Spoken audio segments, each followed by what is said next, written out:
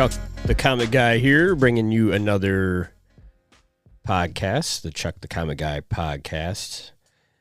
Thank you to everybody who is following along, and if you are busy enjoying this beautiful summer, I do not blame you if you don't have time to catch up to my episodes. That's completely, I totally expect that out of anybody that wants to enjoy the beautiful weather. But if you're in a car or listening through a set of headphones while going for a walk or whatever, I very well appreciate that you're taking the time to listen and keeping up with my episodes.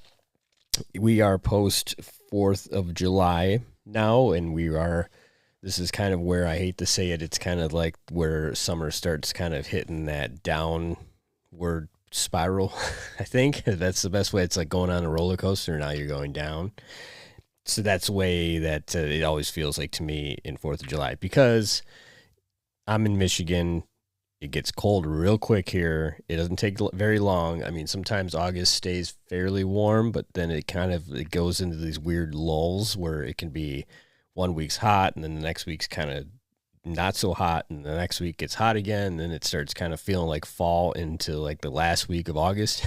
So I try to soak up as much of this beautiful weather while it exists, because I dig fall. I hate winter. I envy anybody who lives in a warm state, or at least a state that doesn't get as much snow as we do. So again, thank you for listening. Social media links, I'm on Substack, which I just posted to yesterday, and also Instagram, Spotify, YouTube, and TikTok, Chuck the Comic Guy. I wanted to quickly punch out another episode. I don't really have anything as a main topic today. It's been kind of a little slow.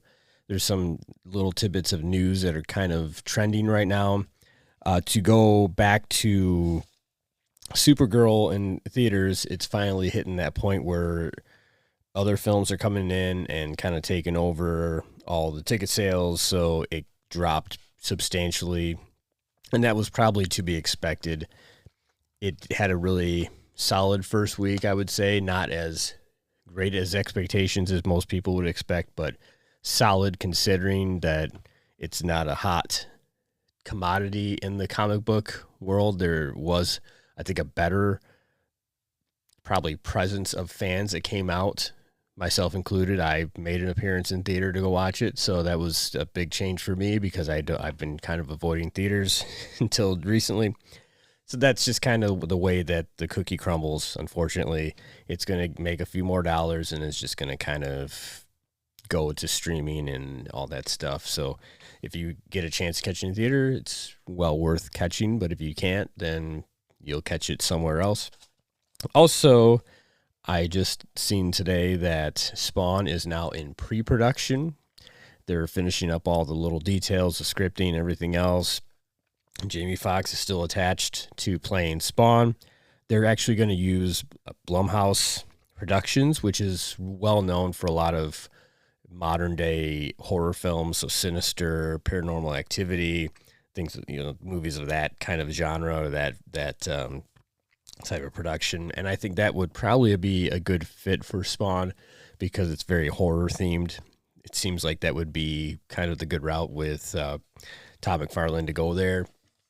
It'd just be interesting to see whether they make it more of a horror film or more of an action, or like a comic action type of film.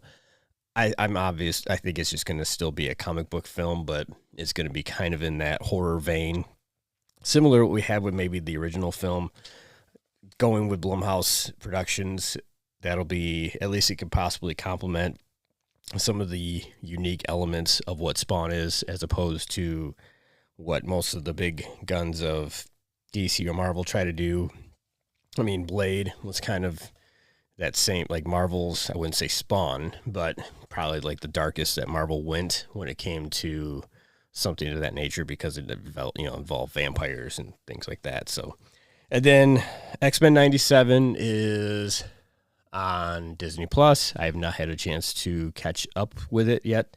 I've been at least following along through the comic books, which seems to be, from my understanding, doing a pretty good job of nailing it. Like they've always kind of like taken everything from the show and putting it to paper in book form.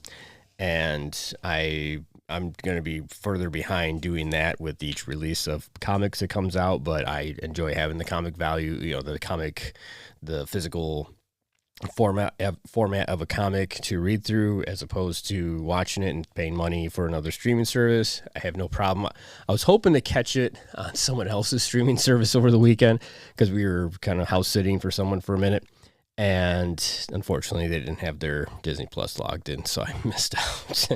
But I definitely look forward to catching up with that because they've been really nailing down that it's kind of it's X Factor and X Force are the main parties involved currently, because there's still stuff going on with the X-Men, but there's loose elements of X-Men. It's written or being produced very much kind of like a crossover in the X-Men series, where you just have almost like Executioner Song or any of those other old stories that would just cross over a lot of the titles, where everybody was kind of helping each other out to defeat the main goal. So that looks really good. And on that note, it takes me to what I was able to do this weekend. I have been on a few different missions as of late, so I'll try to kind of get them all reeled in here.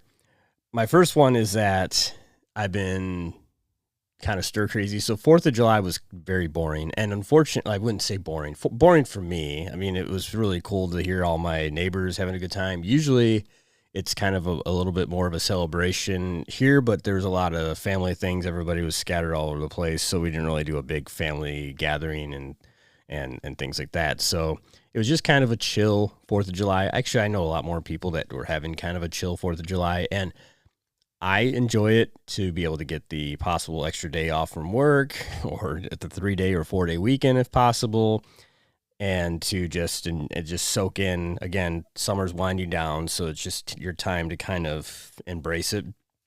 And it's fun just to, I mean, this is the time of year where the sun's out late. You get to kind of and if you're near water, that's fun too. If you're on a lake or near a beach, that's just everything about this. As long as the weather plays nice, it could be a really enjoyable holiday. And the weather didn't really play so nice up here. We had some pretty rough storms that came in Saturday, because I think Saturday, right? Yeah, Saturday. I'm all screwed up.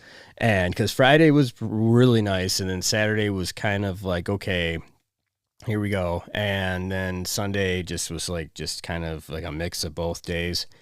So there's a lot of power outages up here from the storms that rolled through Saturday. And I'm still questioning whether I'm correct about that date. I apologize. So, but the 4th of July was on Saturday. So yeah, I'm trying to get my dates together. Anyway, it's tough because we all should enjoy the time off if you get that luxury to not have to go into work and 4th of July it's a holiday.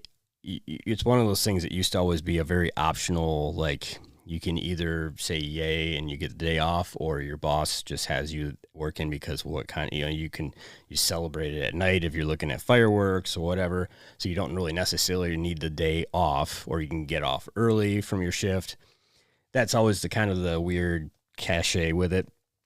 And anyway, I tried to respect the fact that if I want something on that day, and it falls right on a day where a lot of things would normally be open, I have to just stick through it and just wait till the next day if things open up, or, if things are closed. And I was really, really stir crazy this weekend, so I really wanted to get some book shopping done. My one place that I went to, I wanted to take a little bit of a scenic route to other places that are in the area. I love going to my one place, which is Comic City. I've been going to quite religiously lately, but I know there's other places that I've seen, and there's another one. It's probably not a bad thing to mention them, I guess. On here, they probably would like the press for me, I guess. But there's one called Comicade that's in Farmington Hills, Farmington Hills. And I checked them out recently in like the last couple months or so, or like 3 or 4 months ago. And I knew they were in the process of a relocation.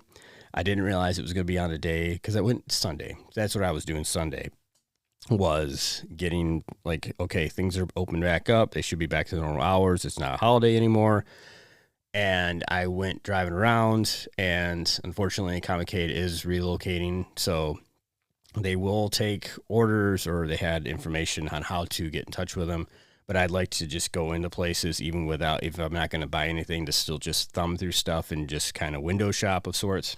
And they have a really good selection. I'm not knocking them for being closed to have to deal with the change of location that they're dealing with. But that place is really cool, and that's nearby. And then I decided, since they weren't open and I didn't want to go to my normal usual location, I already kind of, perused ahead in case things went south, in case something was closed because of a holiday or whatever, if they wanted to take the Sunday off too.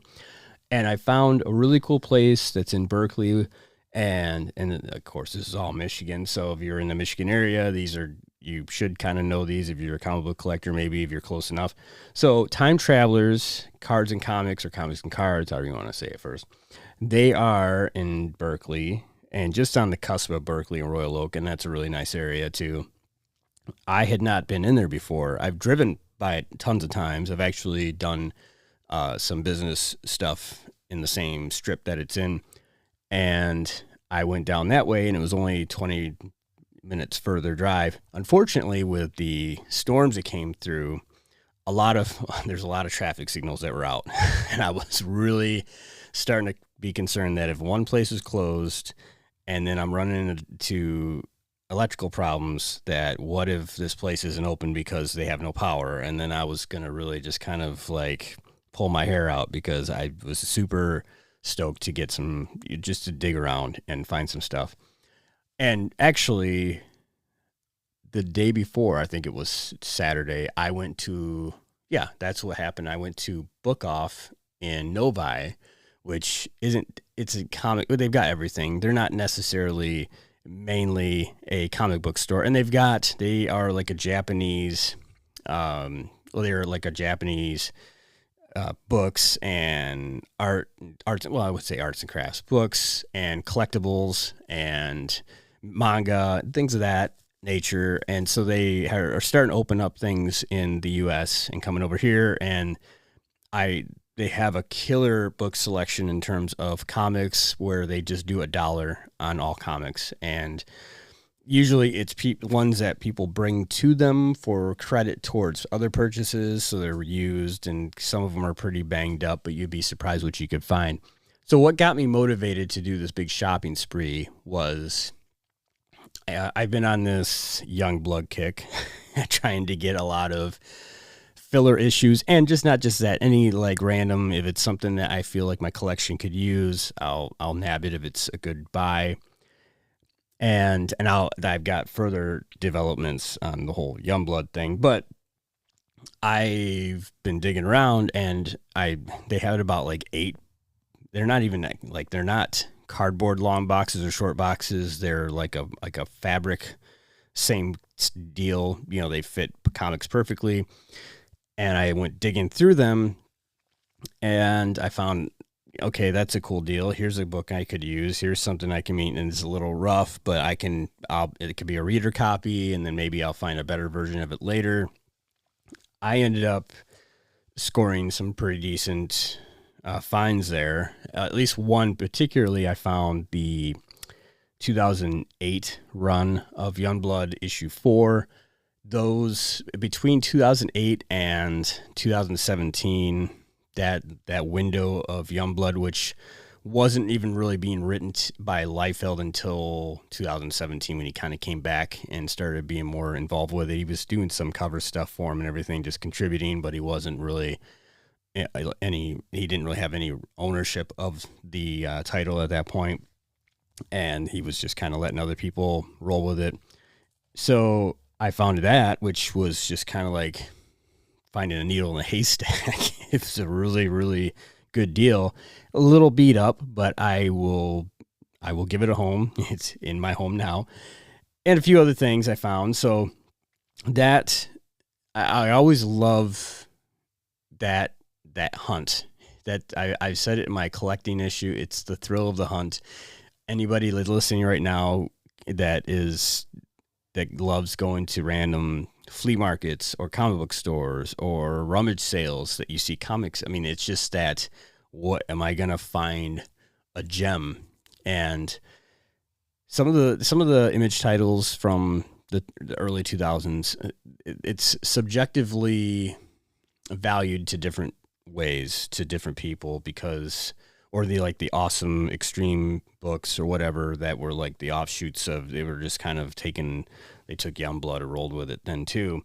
And it's that feeling of, are you going to find what you consider gold? And other people will just like, man, I'm not interested. Everybody wants their Superman or their Spider-Man or their X-Men or Wonder Woman or Batman. And to me, it's kind of like, there's so many different Image titles from the early 2000s or even like from the late 90s that they just kind of got overlooked, or they weren't really given the kind of respect of the hard work that we're getting put into that. Eric Larson working on Savage Dragon stuff. You had Sam Keith on the Max. And so there was a lot of different titles that were just floating around, obviously Wildcats and all those other titles that were coming out of there. Spawn, you can't really ever find that and a discount unless it's like someone accidentally beat the copy up of an issue. They just ripped the cover off by accident or something. They're like, well, I guess I can't use this.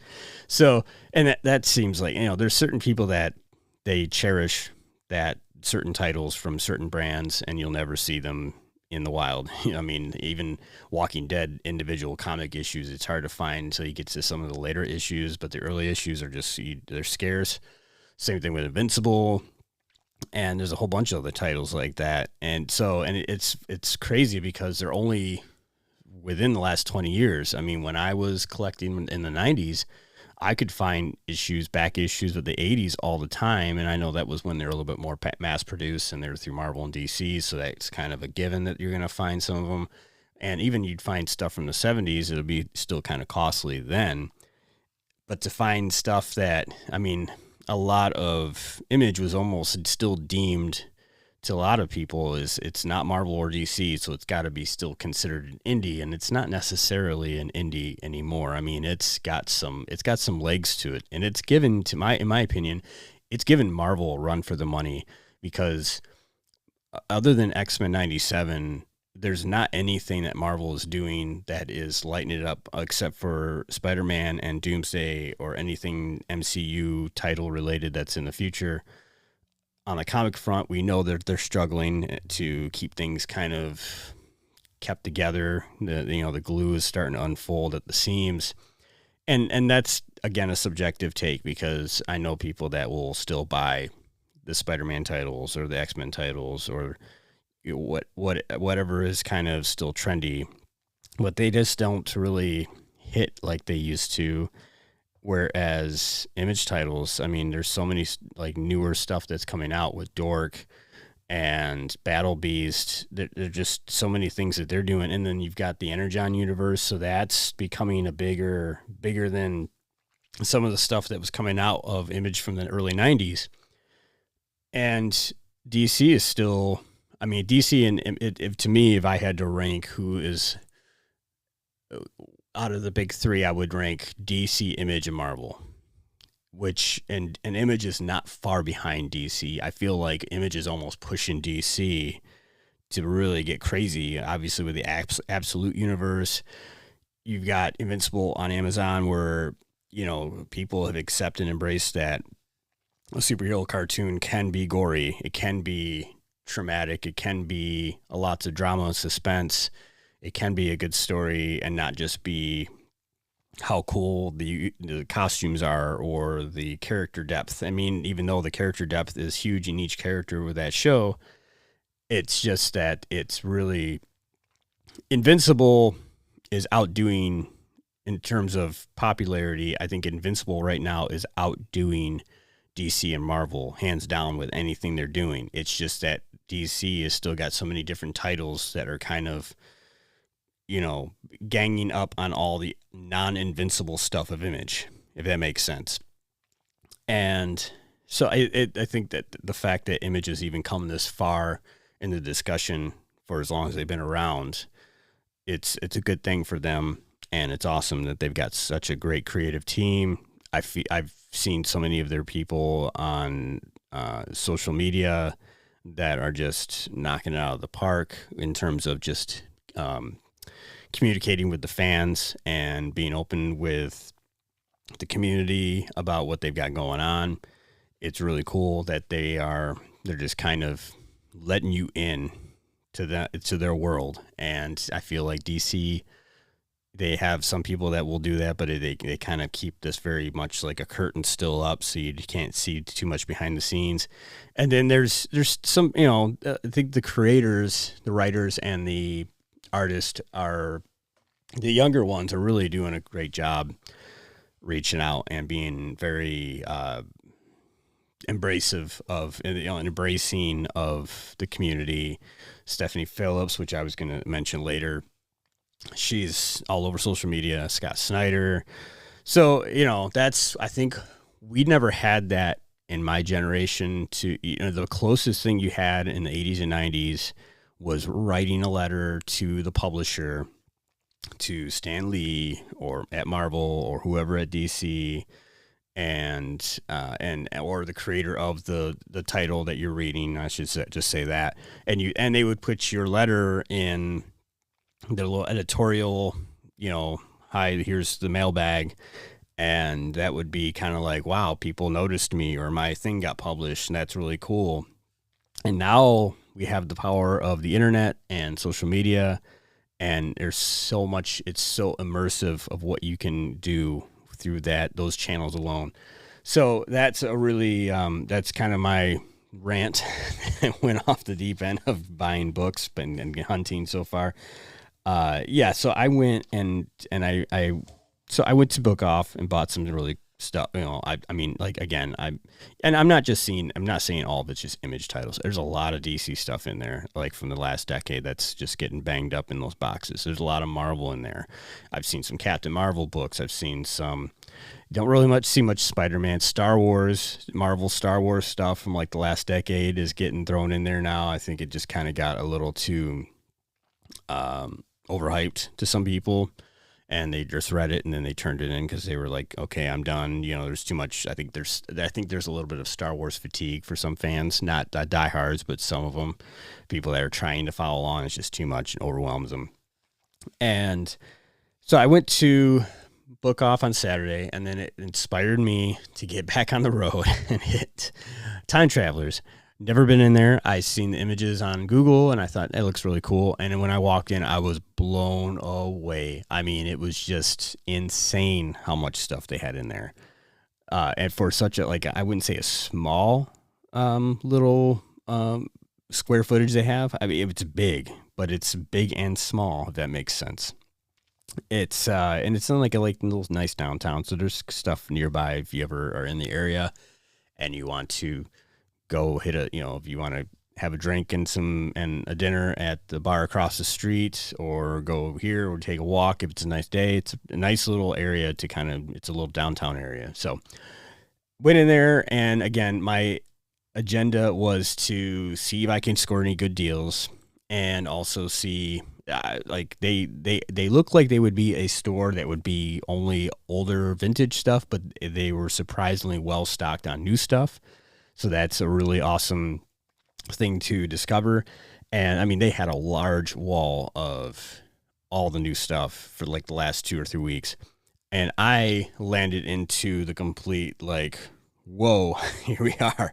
So they had a lot of what my, Comic City that I've been going to has, but they even had some other stuff that I was shocked that wasn't at Comic City. And it could be just because people are used to just going in there and wiping them out. So I'm not trying to knock them for selection or anything like that.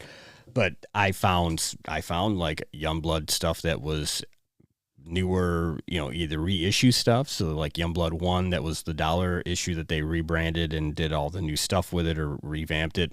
And then they did, I found Youngblood 4, that was the deluxe edition that was reissued, and I got more information about this, and then just another variant cover that I picked up.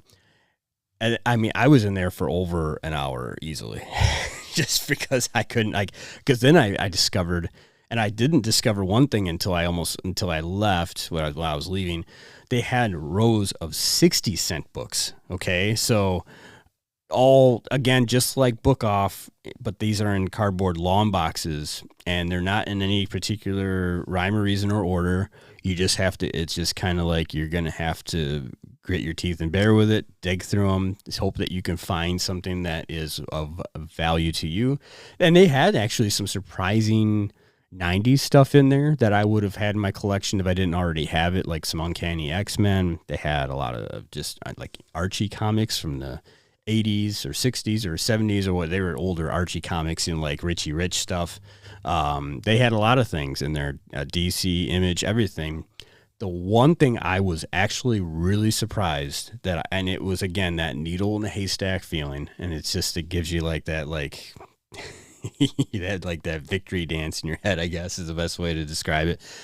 I found an Awesome Comics Judgment Day that I had on my list of, I need to get this to complete my Youngblood run, because that's been my thing. And then, again, I'll cover that. And I got a whole list of what I'm checking off with that. I'm really actually surprisingly closer than I thought it was. And it was banged up. And Awesome Comics back then, they had like they had the Coven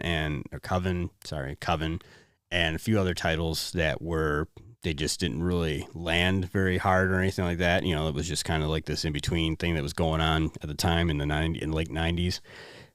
But they were able to grab onto the Youngblood title and release some books under that. And I've been going between. I've mentioned it last podcast. I've been on eBay hunting like crazy, and I've been looking at the thing that is a little bit. I wouldn't say stressful. A little bit. I don't know. The one thing that's a little frustrating. That's the word I was looking for. Going on eBay is you'll find things at a good base price, and the shipping and a little bit of tax that gets added onto it, and then it just starts adding up. And that's where I've been kind of in this, maybe I'll just spend a few dollars in gas and try to like clamp down and find something of a good value. So that Awesome Judgment Day book was 60 cents, and I've been seeing it on eBay anywhere between $3.99 plus shipping to $11.99 plus shipping. It could be varied values there.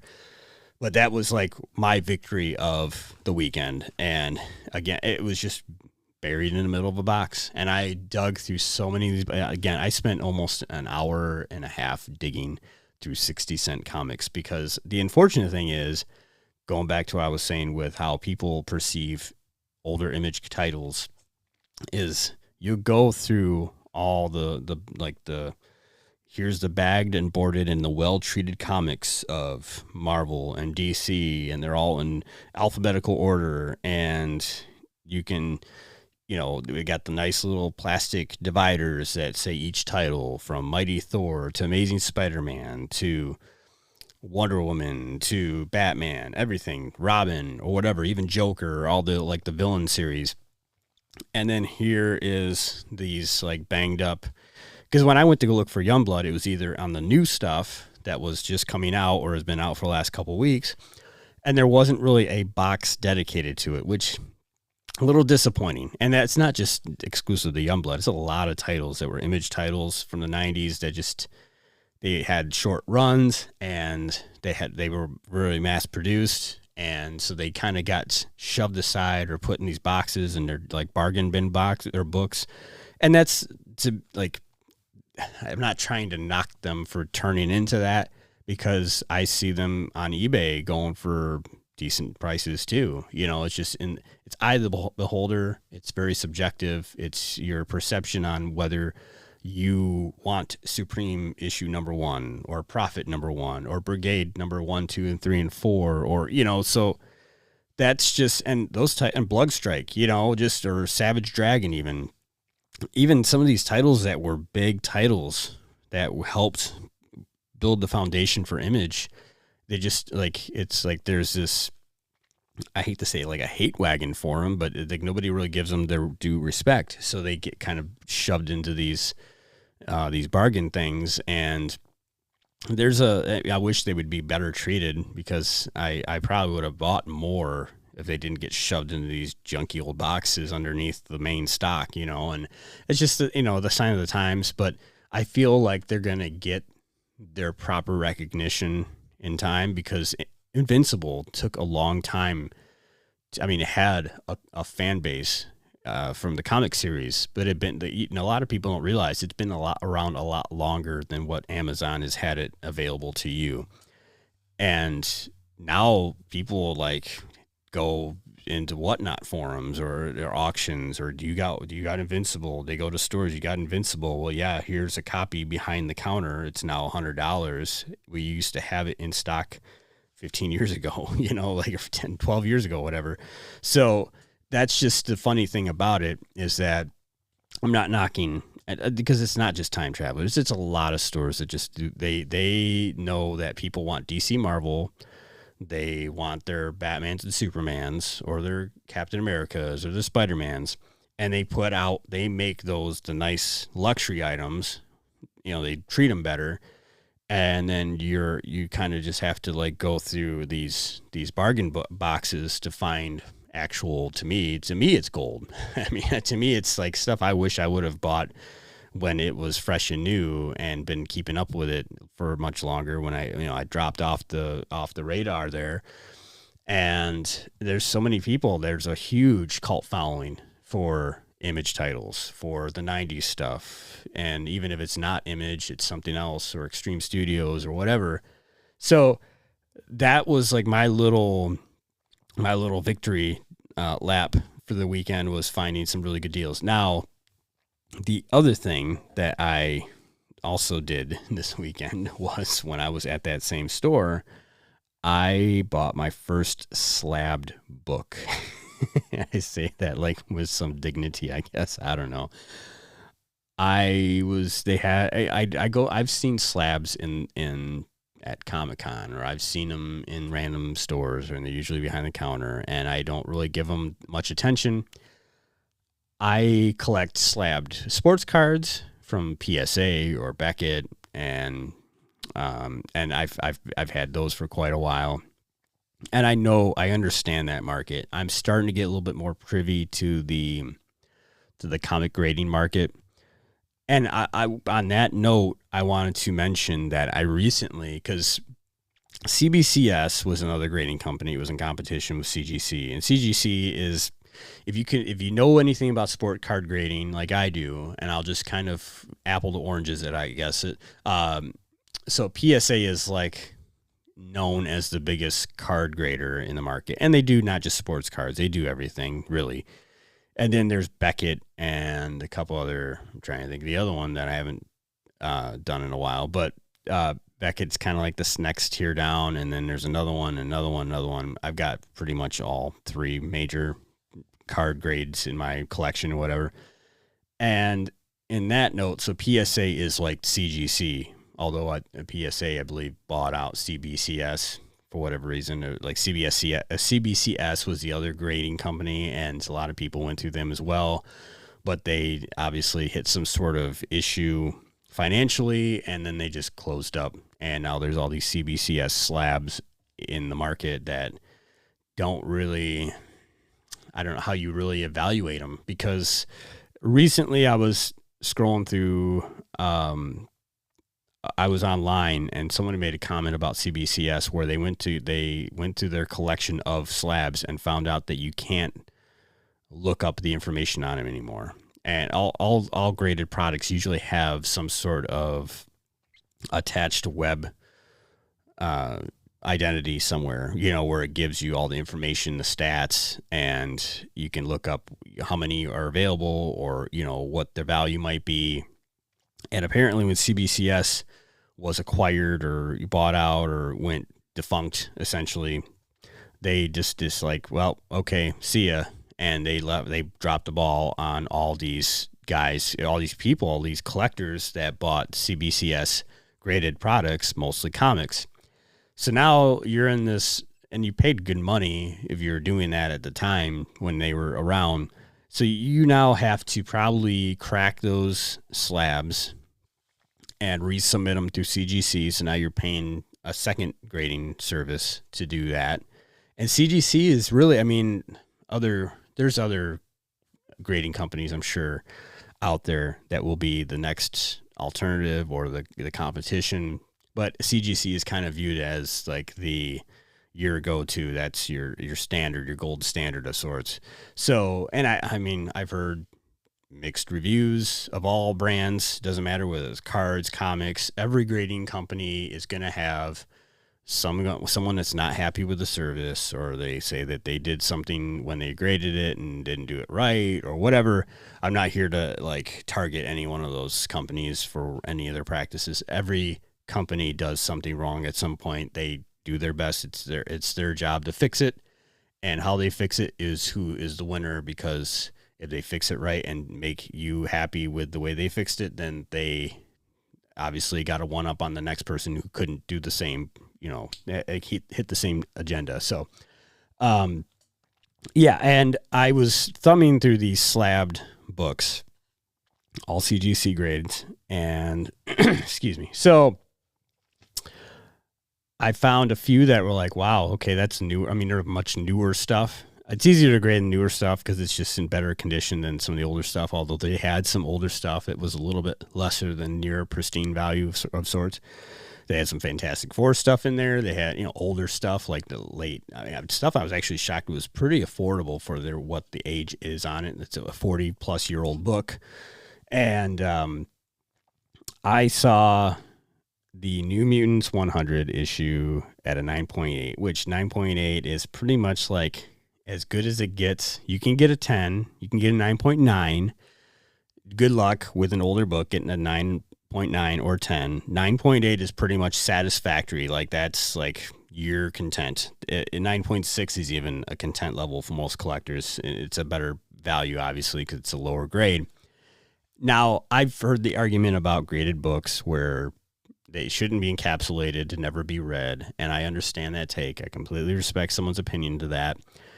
And I mean, to me, there was never this thing when I was collecting as a kid. I mean, it probably did exist, just wasn't big yet. And I was just happy to be able to have a sleeve and a backboard to put my comics, protect my comic books with, because I was so worried if I bought a book from the newsstand or from a store or a box that if I didn't get it protected immediately, it was automatically just going to turn into trash in no time. It's going to get thrown around, or it's going to fall from a shelf or something. It's going to get banged up. So I did my best with everything in the 80s and 90s to keep my collection well protected. I didn't just throw, unless it was like some really weird title that wasn't going to be popular. I may have thrown it loosely into a box or a crate or whatever. And I would just emphasize it. It's eye of the beholder. If you want your stuff protected that way, it doesn't hurt to have more than one copy. If you want a graded copy, a reader copy, one in a bag and board, or whatever, up to you. I'm completely all in on any of it.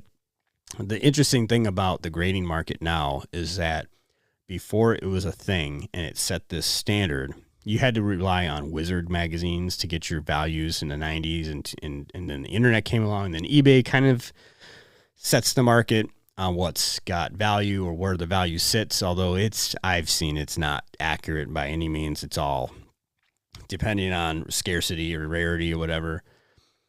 And it just, now the graded books hit the market, and they kind of make all the non-graded stuff go down a little bit, which is fine, because to me, at least, at one point, a non-graded, let's just say X-Men, Days of Future Past, it would be, or even like an Amazing Fantasy 15, for instance, an ungraded copy could fetch easily 5 figures if it was not torn up. I mean, if someone had just bought it and put it in a sleeve and a bag and kept it away from light and just never didn't draw on it or anything like that, it was like a big ticket item. Sometimes in the 6 figures. And then people got privy to the grading system And if they had Amazing Fantasy and they kept it in a box and never touched it, and then they sent it out for grading and it hit like maybe an 8, that's for that age of comic. That is like, you can't really get much better than that. I mean, you could, but it's hard. It's hard to find old 60s or 50s or action comics or the first cover of Superman or the first Batman issue. You'd be lucky to hit anything above an 8 on them because of just time and oils if you touch the books or anything, oxygen, just anything that in 70 years worth of just storage could, I wouldn't say destroy a book, but it adds something to the book it doesn't keep it pristine. And now that we got these grading services that, okay, a graded Amazing Fantasy at an 8 will fetch 5-6 figures probably easily.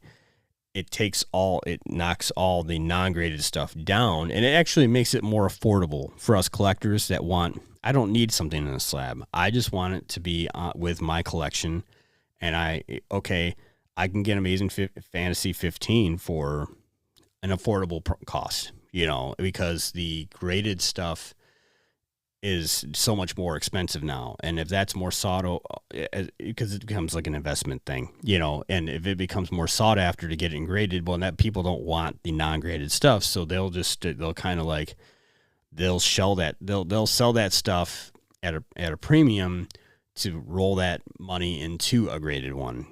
If that makes sense.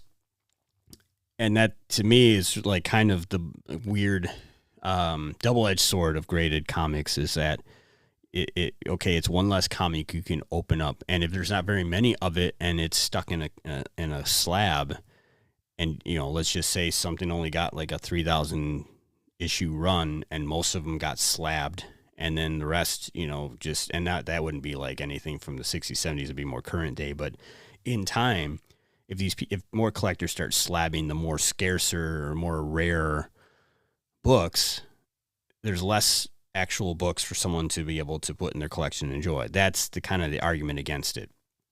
But there's so many books. I mean, you're never going to have a scenario where all of them have been graded and you're never going to be able to open one up. Going back to what I've been doing now with my, I've actually coined it today as Mission Youngblood.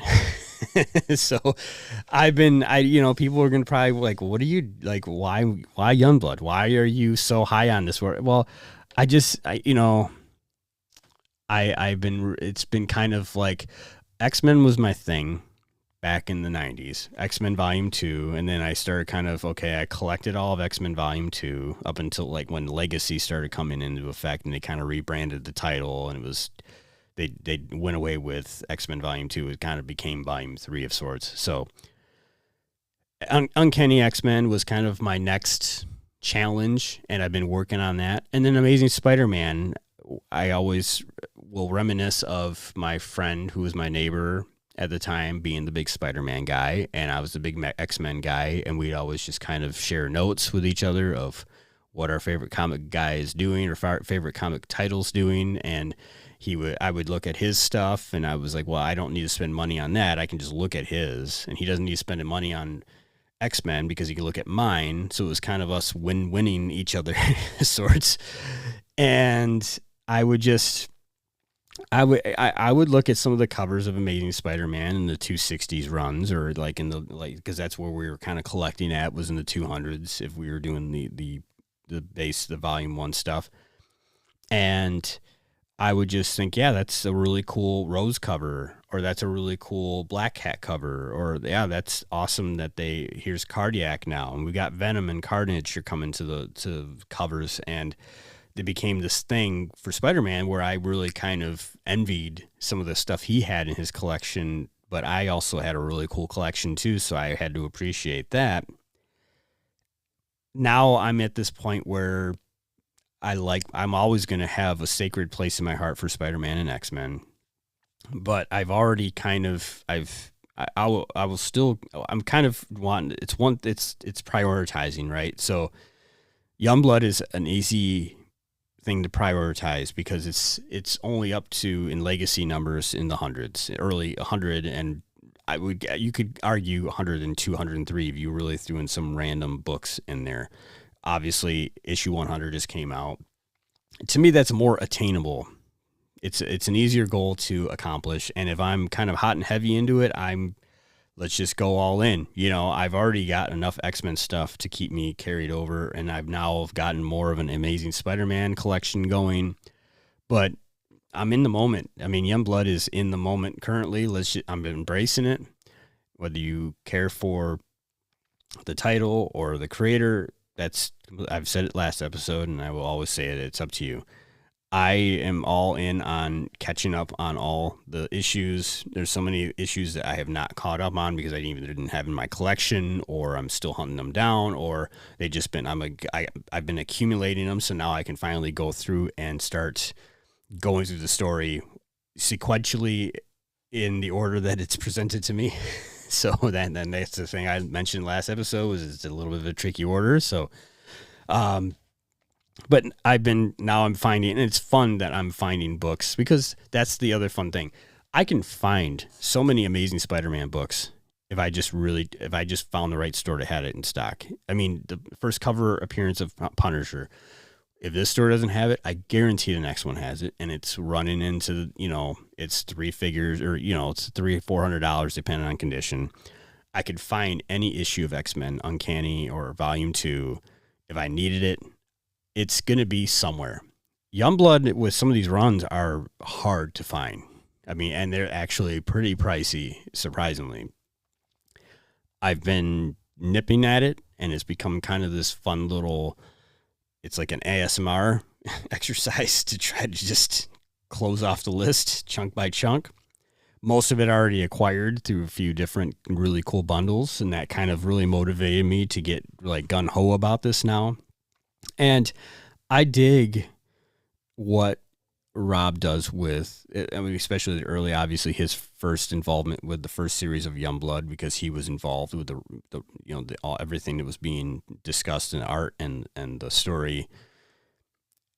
Going back to Invincible, I am now seeing the parallels. So, because Rob had on his podcast, Robert Kirkman, who really praised his work from the days in the 90s. Robert Kirkman, not very much older than me, not by a few years. He was a teen and a kid in the 90s that was into the same stuff that a lot of people that are possibly listening to my podcast are in the same vein. Maybe, if you're listening to me, you're probably my age, or maybe a few years older or younger, and we're on the same page with each other. We probably have a little different tastes. And Robert Kirkman really said that Youngblood and a lot of Image titles and other comics obviously probably inspired him as well, but he didn't want to fall into the scope of trying to be like Marvel or DC to some extent. And I'm seeing that now, because even going through and revisiting some of these Youngblood issues 1 through 4, I'm seeing elements that tie into what Invincible essentially kind of became. I see how that universe, that Image universe, best responds to each other in a crossover method, a way of storytelling. Because there's things, without giving away the whole story, and I'm going through this whole thing now on social media. I'm not posting anything other than Youngblood right now.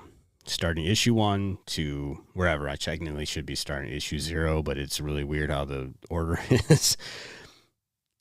And I'm seeing what Robert Kirkman was saying on Rob's podcast about how he pulled certain elements out of these stories. Lord Darkthorn, without giving away anything about how the story he's involved with early on, feels very much like an Invincible villain. I mean, just the name, the way he is very I cannot say that word for save my life. Omnipotent. There we go. He has this very godlike presence. A lot of Invincible villains have that very much godlike space villain going on. I mean, it lends itself to some Superman villains, obviously, or Superman stuff as well. But there's so many elements I am seeing that Robert Kirkman was mentioning in the Youngblood series that lend well to Invincible. And there's so many different crossover covers now that they've been kind of all working together through this new run of Youngblood. That is really cool to see, that you get, Omni-Man on a cover, or you get Invincible on a cover, and crossovers, all that stuff. So that's really, it's kind of full circle moment. And I've just been, now my goal is to get through the entire series. And while I'm getting through the entire series, I'm also collecting the entire series. It's just kind of like a fun adventure for me. I get that there's some things that may have along the way didn't line up. I get that there's some stories that may not have been lights out hits compared to other storylines or whatever, but there's so much meat there to be had, so that's been a fun little exercise I'm considering. Is I want to go through, I'm kind of almost like, it's like analyze this, just like let's like get down to the core of this whole thing, and to get to issue 100, because I feel like I can't read the newer. I mean, I've already read some of the new stuff anyway, including issue 100, but I don't feel like I'm that attached to it without knowing the rest. And I again, from a legacy standpoint, you could say that I can't read Amazing Spider-Man 400 without reading Amazing Spider-Man 1 through 399. There's not really, it's not true. I mean, you have to kind of do a little homework. And if I have all the source material in front of me, I have the ability and challenge to get through it. So that's been my fun little, like my summer task. It's going to lead into fall. Actually, one day at a time. By the time it wraps up, I'll be at issue, 106 or something, whatever they're at now. But that's just been my fun thing to try. And I'm completely avoiding, I will post things on social media through my stories as like whatever new pickups I'm getting, or just, anything that I see in the wild. I know there's a trick to social media to become an influencer. I don't hate that term influencer. For one, I don't even really like content creator. I'm just a person sharing my world with other people. I know that defines itself to some extent along the words influence or whatever. And I know it takes a lot of put your face in the camera and talk and get people's attention and make hot takes or whatever. I don't want to be that guy. I just like to be able to find a community. I've said it multiple times. I love the comic book community. We're all awesome people doing what we do. We all have our unique tastes, our unique experiences. We're all spread all over globally. We find different things in different places. We get to and that's just kind of like, here's what's happening in my little part of the universe. And I enjoy sharing that with anybody who's paying attention. And so this has just become my little weird agenda until I get it out of my system. And then I feel like, okay, you hit me with Youngblood questions. I can probably answer them now. I can tell you the sequential order of each story and which one crossed over into here or whatever. That's what I'm very much, I got this weird goal orientated mind where I put a task in front of me and I've got to do it. And I've got somehow, like, if I get like obsessive compulsive with things where if I'm going to get into it, I've got to get into it. I've got to like immerse myself into it. Finally, what this all culminates to, and I posted the Substack yesterday with a little bit of a rant article, whatever you want to call it.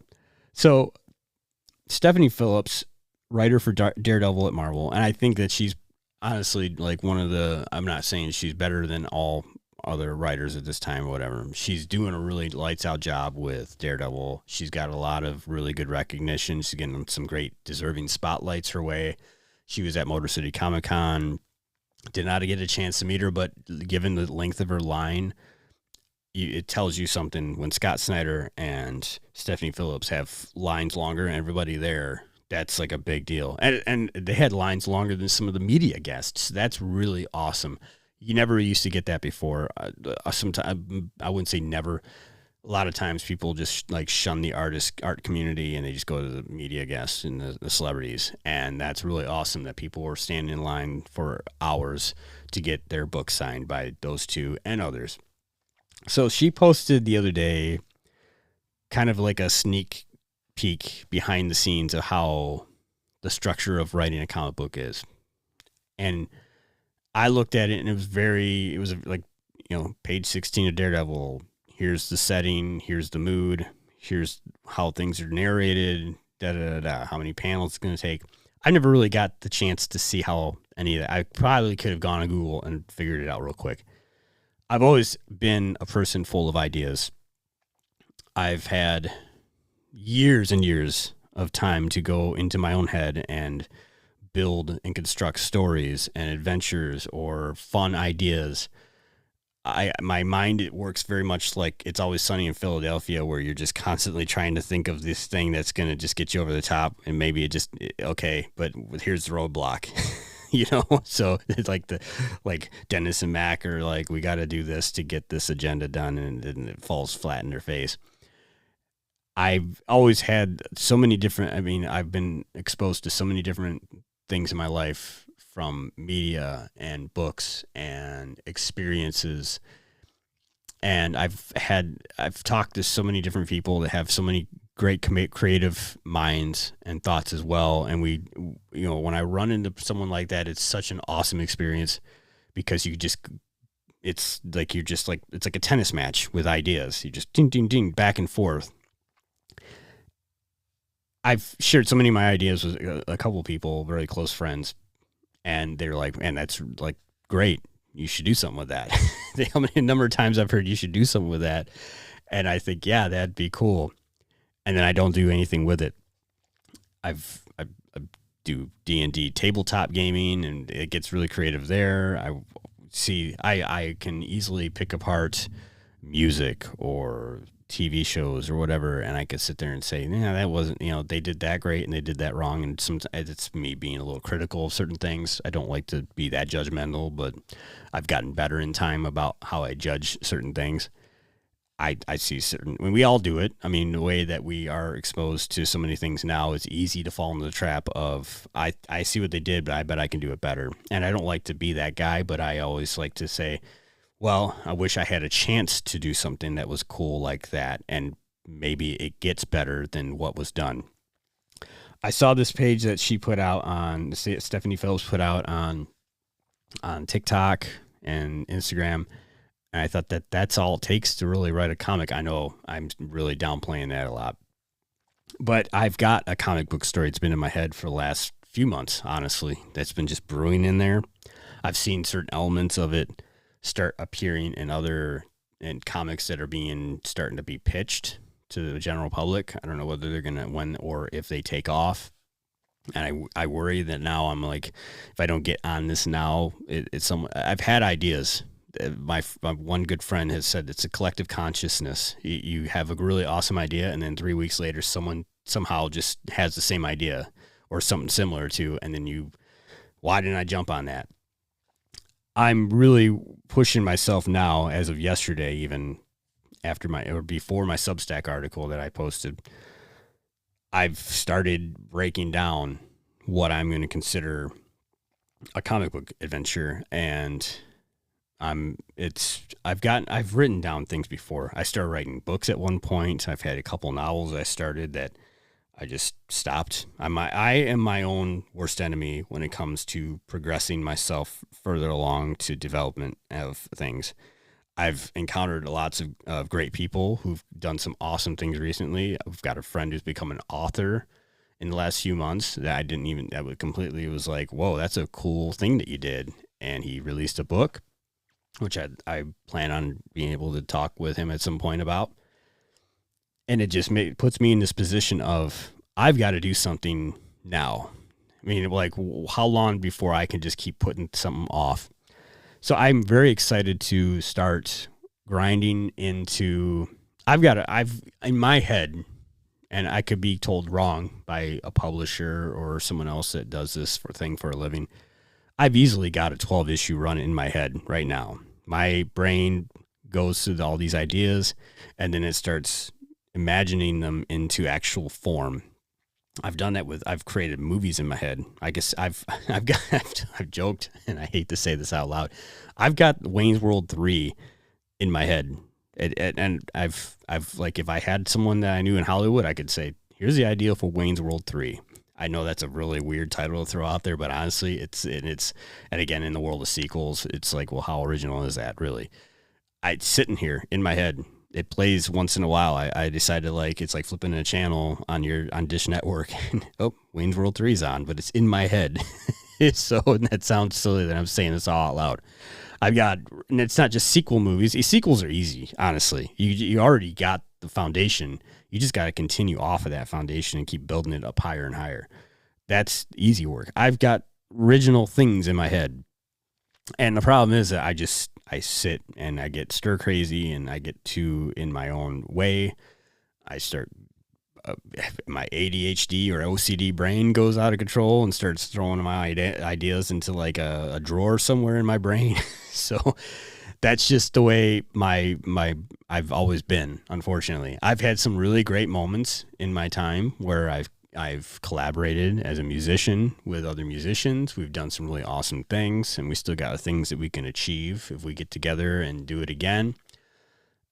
I've come up with lots of great marketing ideas through companies I work through. I've done a lot of great work through random jobs, and that kind of motivation just keeps me going.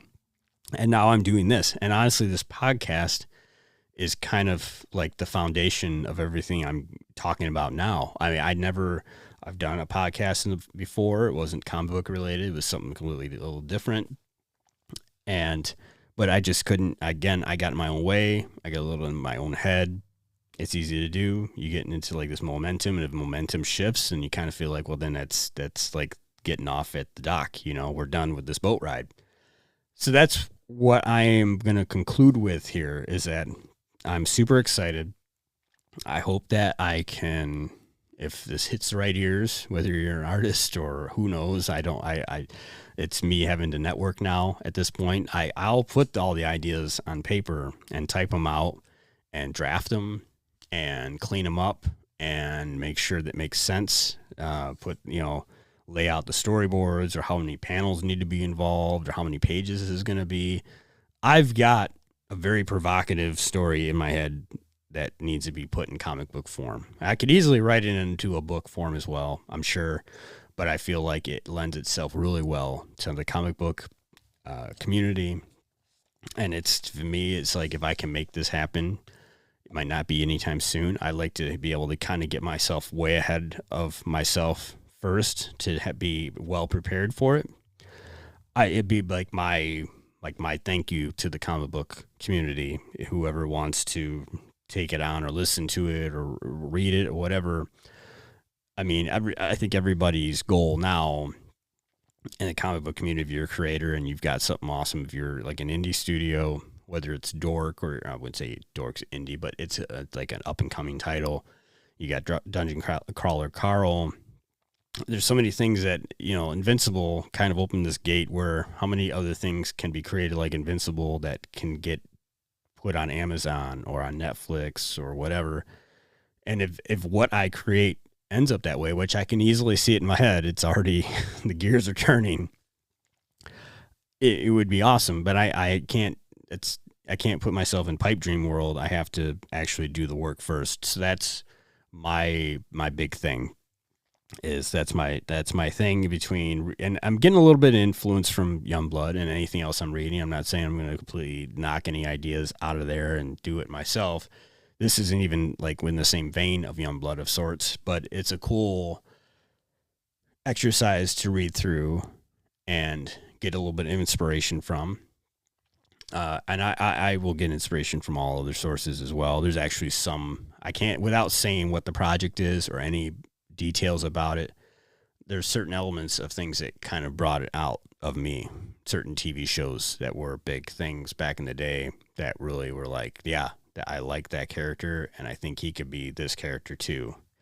So that's my excited in my head thing going on right now. I Really can't wait to progress further with it. If I have any updates that are going on with it, I'll definitely update everybody on my social media. I'll just say it one more time before I close this out. Chuck the Comic Guy on Instagram, TikTok, Spotify, YouTube, and Substack. Maybe this will push me further to get more on Substack and get this thing going. I love creating. I love writing. I love the process of it. I hate that you get stumped along the way, and that's where I always get shifted off of things. But I've got so many different projects, and the time, it's tough. You know, when you got a life and you got a job, and this just becomes kind of like can you turn this hobby into something else? I know it's like a bad excuse to put in front of your, you know, like that's the only thing holding you back. But I can't, I'm really, the fact that I've come along so far with what I'm doing as of now, it's leaps and bounds. I'm super excited for where it's going to pivot and turn and which direction it goes. I can't wait to just get this finished and get it into your hands or into your faces.